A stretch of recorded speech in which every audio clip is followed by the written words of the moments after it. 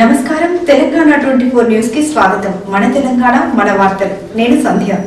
తిరుమలగిరిలోని 157/1 survey number సంబంధించిన స్థల వివాదంపై కంటోన్మెంట్ శాసనసభ్యులు శ్రీ గణేష్ స్పందించారు. 2023 జూన్లోనే బీఆర్ఎస్ హయాంలో కేటీఆర్ 50 కోట్ల రూపాయలు తీసుకుని సీసీఎల్ఏ ద్వారా ప్రభుత్వ భూమిని ప్రైవేట్ వ్యక్తులకు దారదత్తం చేశారని ఆరోపించారు.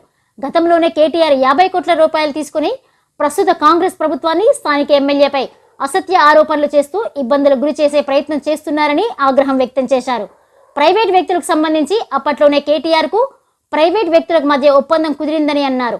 ప్రస్తుతం తిరుమలగిరిలోని 157/1 సర్వే నెంబర్లు ఉన్న 8 ఎకరాల స్థలంలో పేదలకు ఇల్లు ఇవ్వాలనే ఉద్దేశంతో రెవెన్యూ శాఖ మంత్రి పొంగులేటి శ్రీనివాసరెడ్డిని కలిసినట్లు వెల్లడించారు.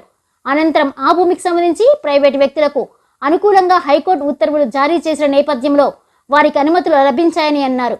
గతంలోనే తెలంగాణ వ్యాప్తంగా ఉన్న ప్రభుత్వ భూముల్ని బీఆర్ఎస్ పూర్తి స్థాయిలో కనుమరుగు చేయగా తాము ప్రభుత్వ భూముల్ని రక్షించేందుకు కృషి చేస్తున్నట్లు వెల్లడించారు. ఈ భూ వివాదానికి సంబంధించి ప్రభుత్వం తరపున రెవెన్యూ శాఖ కోర్టును ఆశ్రయించనున్నట్లు స్పష్టం చేశారు. మడ్ఫోర్ట్ గుడిసెలను తొలగిస్తున్నారన్న ప్రచారాన్ని ఎమ్మెల్యే శ్రీ గణేష్ తిప్పికొట్టారు. గుడిసెల వద్ద ప్రధాన రహదారిపై చెత్త వాహనాలు నిలిపి ఉంచడం పట్ల వాహనదారులకు ఇబ్బందులు అవుతున్న నేపథ్యంలో కంటోన్మెంట్ అధికారులు మార్కింగ్ చేసి వాటిని మాత్రమే తొలగించి ప్రత్యామ్నాయ మార్గం చూపనున్నట్లు వెల్లడించారు. పేద ప్రజల గుడిసెలు తొలగించే అవకాశం లేదని, అనవసరంగా ప్రతి అంశాన్ని రాజకీయం చేయడం ప్రతిపక్షాలు మానుకోవాలని హితవు పలికారు. మీడియా మిత్రులందరికీ, మా కాంగ్రెస్ పార్టీ నాయకులందరికీ హృదయపూర్వకంగా నమస్కారం. ఈరోజు మా కంటోన్మెంట్ బోర్డు మీటింగ్ జరిగింది. అందులో మీరు చూశారు 12 అంశాల మీద డిస్కషన్ అయింది. అన్ని రొటీన్ ఉన్నా కూడా ఒక్కటి మాత్రం చాలా ఇంపార్టెంట్ ఉండే ఈరోజు అది వచ్చి 303 కోట్ల రూపాయలు ఏదైతే ఎస్క్రో అకౌంట్లో డిపాజిట్ అయిందో ఎలివేటెడ్ కారిడార్ భూమిల గురించి, దాని మీద నాలాల మీద ఎట్లా వర్క్ చేస్తారు, సేవరేజ్ లైన్ల మీద ఎట్లా వర్క్ చేస్తారు అనేసి హెచ్ఎండబ్ల్యూఎస్ వాళ్ళతోటి కూడా పవర్ పాయింట్ ప్రజెంటేషన్ ఇచ్చారు. దాని మీద ఎక్కువ ఇంపార్టెన్స్ ఇచ్చి డిస్కషన్ అయింది. దీంతో పాటు ఆ డిపార్ట్మెంట్ ఎవరైతే ఉన్నారో వారిని కూడా ఫిజికల్గా సైట్ మీద తీసుకెళ్ళి, ఇప్పుడు అన్నానగర్ నుంచి రసూల్పుర వార్డు 2, వార్డు 3 ప్రాంతంలో ఎక్కువ మటుకు చిన్న లైన్లు ఉన్నాయి కాబట్టి అక్కడనే ఎక్కువ జనాభా ఉన్నారు కాబట్టి అక్కడికి వెళ్ళి ప్రాక్టికల్గా ఫీల్డ్ ఎగ్జామిన్ చేసినాక ఏ విధంగా చేస్తే బాగుంటుందనేసి రేపు వాళ్ళు కూడా 11 o'clock అక్కడికి వస్తున్నారు. ఆ సెవరేజ్ లైన్లతో పైసలు ఏదైతే ఉందో 303 కోట్లు, దాంతో ఎంటైర్గా చాలా మట్టుకు మన కంటోన్మెంట్లో సేవరేజ్ లైన్ ఇష్యూ, ఈ నాలా ఇష్యూ ఉందో రిజాల్వ్ అవుతుంది కాబట్టి చేసేదేదో చాలా ఒక 2051 దాకా ఎంత జనాభా పెరిగినా కూడా ఇబ్బంది లేకుండా చూడాలని. అదే కాకుండా బోర్డులో ఇంకో డిస్కషన్ అనేది మీరు కూడా వినిండొచ్చు. ఏదైతే కంటోన్మెంట్ బోర్డుని మెర్జర్ చేయాలని మా ఒక రిక్వెస్ట్ ఉందో దానికి కూడా ఒకవేళ అయ్యేటట్టు దగ్గరకు వచ్చినా కూడా డిఫెన్స్ వాళ్ళ కండిషన్ ఏముండే, ఎక్కడెక్కడైతే మిలిటరీ క్యాంప్స్ ఉన్నాయో అక్కడ ఇంతవరకు కట్టవద్దు, మిగతా దగ్గర ఎక్కువ కట్టుకోవచ్చు అని కూడా ఇచ్చారు. కాబట్టి ఎక్కువ కట్టుకున్నప్పుడు జనాభా పెరుగుతుంది. జనాభా పెరిగినప్పుడు మళ్ళీ చిన్న పైప్ లైన్ నుండి ఇబ్బంది అవుతుంది. కాబట్టి ఫ్యూచర్ని దృష్టిలో ఉంచుకొని కూడా ఈ పైప్ లైన్ చేయాలన్నది కూడా తెలపడం జరిగింది. కాబట్టి ఆ 303 కోట్ల రూపాయలతో బాగా కంటోన్మెంట్ డెవలప్ అయితే చూస్తాం. మీదే బిల్డింగ్ పర్మిషన్లు, కాంట్రాక్టు, దాంతోపాటే నవ కంటోన్మెంట్ నిర్మాణం చేయాలని ఏదైతే ఆలోచన ఉందో, ఆశయం ఉందో, దానికి ఏమేమి చేస్తే బాగుంటుందని చెప్పడం జరిగింది. ముఖ్యంగా చాలా మటుకు ఏమవుతుందంటే తాత్కాలికంగానే ప్రణాళిక వేసుకొని చేసేస్తారు, కానీ అట్లా తాత్కాలికం చేస్తే ఫ్యూచర్కి ఇబ్బంది అవుతుంది. కాబట్టి ఫ్యూచర్ని దృష్టి ఉంచుకొని ఏం చేస్తే బాగుంటుందని కొన్ని ఆలోచన చెప్పడం జరిగింది. మొన్నటి వారికి నడుస్తున్నది ఏంటంటే బోయిన్పల్లి ల్యాండ్ గురించి కూడా అడిగితే వారు పూర్తి సమాచారం ఇవ్వడం జరిగింది. ఏమేమి జరిగింది, ఎప్పటి నుంచి స్టార్ట్ అయింది. ఇది స్టార్ట్ అయింది 2009 అని చెప్పారు. దాని తర్వాత సీసీఎల్ఏగా ఇచ్చిన తర్వాత మధ్యలో ఆపడం జరిగింది. ఇవన్నీ ఆపడం, కోర్టు కేసులు నడుస్తున్న సందర్భంగా బీఆర్ఎస్ ప్రభుత్వం వాళ్ళ గవర్నమెంట్ దిగిపోతున్న సమయంలో 2023 జూన్ మాసంలో సీసీఎల్ఏల క్లియర్ చేసి ఇది ప్రైవేట్ ల్యాండ్ అనేసి ఇచ్చిపోయారు. వాళ్ళు ఇచ్చినందుకు మాకున్న సమాచారం వీళ్ళని కేటీఆర్ గారికి 50 కోట్ల రూపాయలు ముట్టిందంట. 50 కోట్ల రూపాయలు ముట్టినందుకు ఆ 8 ఎకరాల జాగా ప్రైవేట్ ల్యాండ్ అని ఆయన చేసి వెళ్ళిపోయింది. దాని తర్వాత కోర్టులో నడుస్తుంది. ఈ కోర్టులో నడిచిన కోర్టు ఆర్డర్ మీద వీరు ఇచ్చినట్టు దీని మీద ఖచ్చితంగా నేను కూడా కోర్టుకు వెళ్తాను. ఈ భూమిని ఏ భూమి అని తేల్చి ప్రజల భూమి. నేను అంతకుముందు కూడా మీకు అందరికీ తెలుసు, నేను పొంగిరెడ్డి గారిని కలవడం, కలెక్టర్ గారు కూడా లెటర్ ఇవ్వడం. ఎందుకంటే అప్పుడే ఎందుకు ఇచ్చాను కూడా డేట్ చెప్తాను మీకు. ఈ విషయం కూడా చెప్పాలా.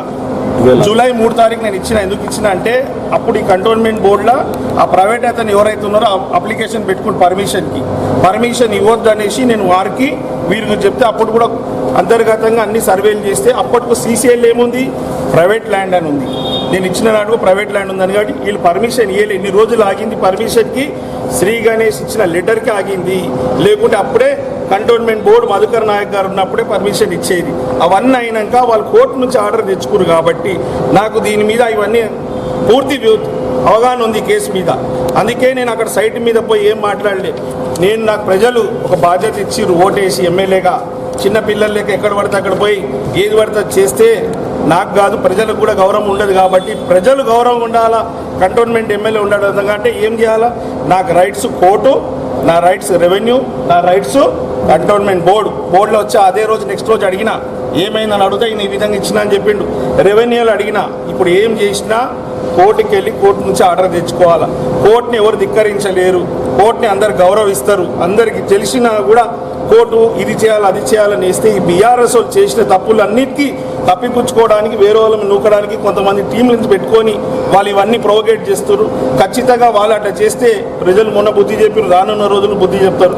నిన్న కూడా బీఆర్ఎస్ వాళ్ళు కంటోన్మెంట్ ఉత్తర గుడిసెలు మట్ఫోర్ట్ గుడిసెలు ఏదైతే ఉందో దాన్ని కూడా వీళ్ళు ఏదో రోడ్డు మీద ఉన్నదానికి దానికి ఏదో మా లైన్ వేసి చేస్తా అంటే దాన్ని కూడా పెద్ద గందరగోళం చేసి ఇది అని చెప్పి ప్రజలను కన్ఫ్యూజ్ చేస్తే రాత్రి అంతా ప్రజలు భయాందోళనకు గురై బాధపడుకుంటూ వచ్చారు. ఇప్పుడు కంటోన్మెంట్ బోర్డు సీఓ గారు ఏమన్నారు మీరు అందరు విన్నారు, ప్రెస్ వాళ్ళు కూడా లోపల ఉన్నప్పుడు వాళ్ళు కూడా విన్నారు. ఓన్లీ రోడ్డు మీద ఉన్న బండ్లే తీసేయబడుతుంది, ఏ ఒక్క గుడిసె తీయదు. ఏ ఒక్క గుడిసె తీస్తే ఈ శ్రీ గణేష్ మీద ఫస్ట్ ఆ బండి రావాలి, దాని తర్వాత నాకు ఒక గుడిసె కూడుతుంది. మీ ప్రెస్ ద్వారా యావత్ కంటోన్మెంట్ ప్రజలకు చెప్తున్నా, నాకు మీరు ఒక బాధ్యత ఇచ్చిర్రు, ఆ బాధ్యతగా ఉంటా కానీ అవసరమైనట్టు తప్పించుకోను. ఆలలేక ఈలలేక డ్రామా ఆర్టిస్ట్ లేక టీవీలు పేపర్లలో రావాలని దుంకులాట కాదు. ఇంకోటి ప్రజలను కన్ఫ్యూజ్ చేస్తున్నారు. కోర్టుకు వెళ్తే ఇంతకుముందుకు ఏమైంది అట్లనే టీవీలలో పేపర్లకు 2018లో కూడా కంటోన్మెంట్ బోర్డు నుంచి ఎలక్షన్ నుంచి ఓటు హక్కు తొలగించినప్పుడు కోర్టుకు పోయారు. ఒక రోజు టీవీలలో వచ్చింది, అరే వీళ్ళు వచ్చి అడ్మిట్ చేసిరంటే కేసు. తర్వాత ఏమైందా ఇప్పటిదాకా ఓటాలి. ఆ ఓటు పోవడానికి కూడా కారణం ఎవరు? ఆ రోజు బీఆర్ఎస్ బోర్డు మెంబర్లు ఏం చేసిరు? ఏదైతే సుప్రీంకోర్టు ఆర్డర్ ఇచ్చిందో ఆర్డర్ని ఇక్కడ ఇంప్లిమెంట్ చేసి బోర్డు మీటింగ్లో రిజల్యూషన్ పాస్ చేసినందుకు రిజల్యూషన్లో బోర్డులో పాస్ కాకుంటే ఓటు హక్కు తొలగేది కాదు. ఓటు హక్కు ఈరోజు కంటోన్మెంట్ బోర్డు నుంచి 38,000 చిల్లర 40,000 ఏదైతే పోయిందో దానికి కారణం బీఆర్ఎస్ఏ. అదే కాకుండా ఇదే బీఆర్ఎస్ బోర్డు మెంబర్లు ఏ పార్టీకి ఉంటే ఆ పార్టీ ఏది చెప్తే అదే చేస్తారు. ఆ పార్టీ ఎవరైతే కేటీఆర్ గారు చెప్పినందుకు అది పోయింది, ఓట్లు పోయింది. దాని తర్వాత మన గాంధీ కమ్యూనిటీ హాల్ ఉండే, అది కూడా కమ్యూనిటీ హాల్ని డంప్యార్డ్ చేసింది ఎవరు? ఇదే బీఆర్ఎస్ బోర్డు మెంబర్లు, అప్పుడు ఎమ్మెల్యే ఉండే వారందరూ కలిసి ఆ కమ్యూనిటీ హాల్ని కూడా ఈరోజు డంపింగ్ యార్డ్లో చేసి ఇబ్బంది. బీఆర్ఎస్ ద్వారా కంటోన్మెంట్ జరిగింది ఏమీ లేదు. వాళ్ళ ద్వారా అన్ని నష్టమే. వారు చేసిన తప్పులు వేరే వాళ్ళ మీద నెట్టాలని చూస్తున్నారు. 10 సంవత్సరాల్లో మీరందరూ బాధ్యత గల వ్యక్తులు ఇక్కడ ఉన్న వాళ్ళందరూ చూసే వాళ్ళందరూ రిక్వెస్ట్ చేస్తున్నా, కొత్త రాష్ట్రం ఏర్పడినప్పుడు వారి బాధ్యత కాదా ఇది గవర్నమెంట్ ల్యాండ్ అన్నప్పుడు వాళ్ళు కాపాడుకొని కంపౌండ్ వాళ్ళు కట్టాల్సింది కదా. వాళ్ళు కంపౌండ్ వాళ్ళు కట్టలే, ఏం చేయలే. అప్పుడేమో వాళ్ళకి ఇచ్చేసి ఇప్పుడు వచ్చి డ్రామాలు చేస్తున్నారు. స్థానిక నేతలు బీఆర్ఎస్ నేతలే స్థానిక ఎమ్మెల్యేకి భారీ స్థాయిలో ముట్టినని వాళ్ళు అంటారు. చలో మీ అందరి ముందు ఒక ఓపెన్ బైక్, నేను ఏం చేస్తే నాకు పైసలు ఇస్తాడు చెప్పు, ఎందుకు ఇస్తాడు పైసలు చెప్పు. వాడు కోర్టు నుంచి ఆర్డర్ తెచ్చుకున్నా ఇంకా సిస్టమ్ నాది ఏముంటుంది జాప్యం. నేనేమని చేస్తే కోర్టుకు పోవాలి, వాడిని అడిగే రైట్స్ లేదు. అక్కడ పోయి వేరే వాళ్ళు లేక నేను అక్కడ కూర్చొని ధర్నా చేసే రైట్స్ లేదు. యాజ్ ఎమ్మెల్యేగా నేను ఏముంది నా బాధ్యత అదే చేస్తాం. కానీ ఎక్కడ పడితే అక్కడ రావుతుంది కానీ ఎడబడితే కొట్టుడు కాదు కదా. 10 నెలల క్రితం మీరు పొంగులేటి గారిని కలవాలన్న ఉద్దేశం ఏంటి? ఇందిరమ్మ ఇల్లులు కట్టించాలన్న ఉద్దేశంతో మీరు కలవడము, తర్వాత ప్రభుత్వ భూమి ప్రైవేట్గా ఎట్లా మారింది? దాంట్లో మీకు 5 కోట్ల రూపాయలు కూడా ముట్టినట్టు క్రిషాంక్ ఆరోపిస్తున్నారు. మీరు వంశీ గారు మీరు చెప్పేది వినండి. ఎవరికి ఎన్ని ముట్టిందా అనేసి కేటీఆర్ని అడగండి. కేటీఆర్కి 50 కోట్లు ముట్టిందా లేదా అని. కేటీఆర్ 50 కోట్లు తీసుకోకుంటే 2023 జూన్లో సీసీఐలో క్లియరెన్స్ ఇవ్వకుంటే కోర్టులో కూడా ఈరోజు ఆయన గెలిచేవాడు కాదు. అది ప్రైవేట్ అని ఇప్పుడే సీఓ గారు కూడా చెప్పారు ఏమేమి జరిగిందని. సర్వే నెంబర్ 157/1 అని వేసి అది ప్రైవేట్ ల్యాండ్ అని చెప్పి దానికి నాకు మొత్తము ఓనర్షిప్ ఇచ్చినాక ఎవరైనా ఎక్కడైనా కోట్ల కేసులు అయితే 2010లో కోట్ల కేసు స్టార్ట్ అయితే అది 20కో 30కో ఎప్పుడో ఒక రోజు ఎండ్ వస్తుంది. జడ్జిమెంట్ అయితే రావాల్సింది కదా. ఎప్పటికి పర్మనెంట్గా సావదు కదా, ఎప్పుడో ఒక జడ్జిమెంట్ వస్తుంది. ఆ జడ్జిమెంట్ ఈరోజు వచ్చింది, ఆ పాపం చేసింది ఎవరు? కేటీఆరే. కేటీఆర్ ఆ రోజు సీసీఎల్ఏలో క్లియర్ చేయకుంటే ఈరోజు వాళ్ళ జడ్జిమెంట్ వాళ్ళ ఫేవర్లో వచ్చేది కాదు. అక్కడ ప్రైవేట్ ల్యాండ్ కాబట్టి ఈరోజు వచ్చింది. ఆ ప్రైవేట్ ఇప్పుడు వాళ్ళు ఏం చేసిరు, ఇవన్నీ ఎక్కడ బయటకు వస్తుంది, ఎప్పుడెప్పుడు స్టార్ట్ అయ్యింది, ఎప్పుడు ఇచ్చిరని దాన్ని మన ఎమ్మెల్యే ఇచ్చాలి. ఎమ్మెల్యే అంటే ఎవరన్నా ఎక్కడన్నా ఇల్లు కట్టుకురు అనుకో, నేను పోయి మీది కాదని ఇద్దరు మధ్యలో పంచుతున్న వాళ్ళ ఇంటి దగ్గర గొడవ కొట్లాడొచ్చా? అది ఏమన్నా నేను కోర్టుకు పోవాలా, లేకపోతే కన్సర్న్ ఆఫీషియల్ చెప్పాలా? ఎక్కడ పడితే రోజు ఎవరో చెప్తే అయిపోయింది. వాళ్ళకి పని లేదు, పాట లేదు, 10 సంవత్సరాలు చేసిరు, ఖాళీ గుండ్రు.